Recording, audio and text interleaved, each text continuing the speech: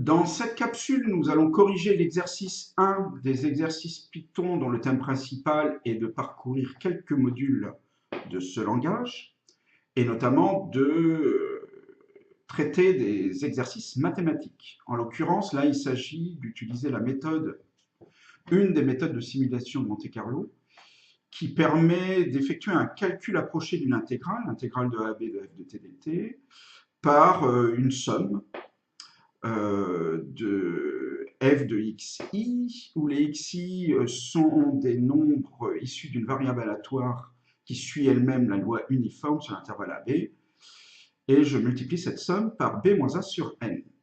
Alors on nous demande d'établir un algorithme qui permet de calculer une valeur approchée de pi à l'aide de cette méthode.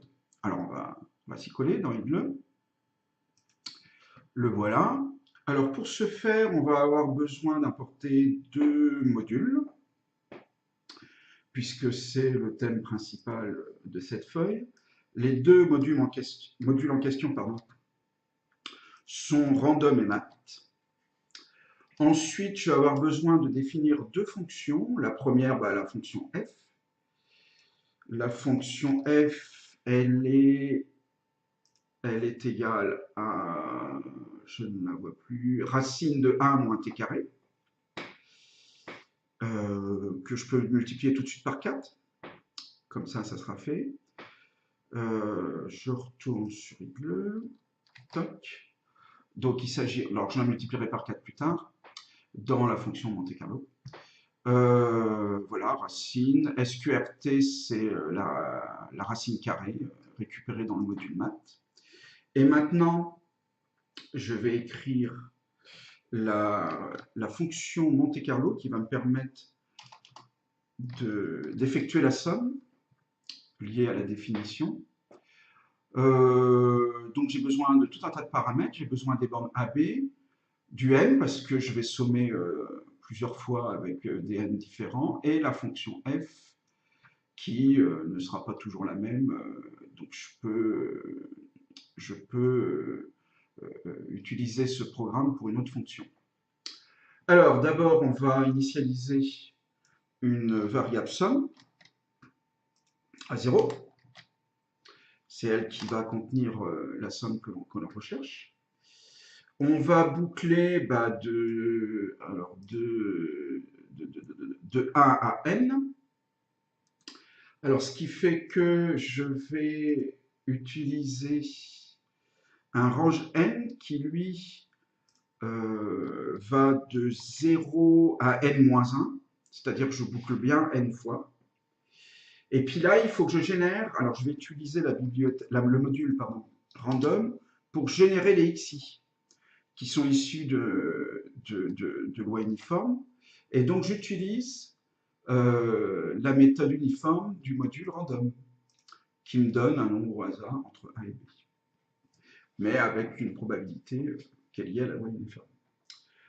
Bon, j'incrémente somme de la valeur de l'image de ce nombre par f. Donc somme égale plus égale f de x. Et puis enfin, une fois que j'ai fini de boucler, je retourne la valeur somme. Et là, j'oublie pas que effectivement, il faut multiplier par b-1 sur n. Voilà, il ne reste plus qu'à afficher le résultat. Alors, je fais une petite mise en forme sur laquelle je ne m'attarde pas. Il y a du formatage, il y a des tirets. Et en fait, ce qu'il faut comprendre, c'est que je génère un certain nombre de résultats avec des n sous la forme 10 puissance quelque chose. Ce quelque chose étant dans cette liste-là, alors ça va de 0 à 7 par pas de 2. Donc en fait, on va avoir 0, 2, 4, 6. Alors on va tester ce programme pour voir s'il donne une valeur approchée satisfaisante de pi. Hop. Alors, où c'est? C'est là. On va se mettre un petit peu à l'écart. Donc j'ai bien 4, j'ai 10 puissance 0, 10 puissance 2, 10 puissance 4 et 10 puissance 6 qui affichent. Les calculs sont réalisés. Bon, bah, vous voyez qu'on est très rapidement à proximité de pi. Alors, pour la première valeur, ce n'est pas toujours le cas.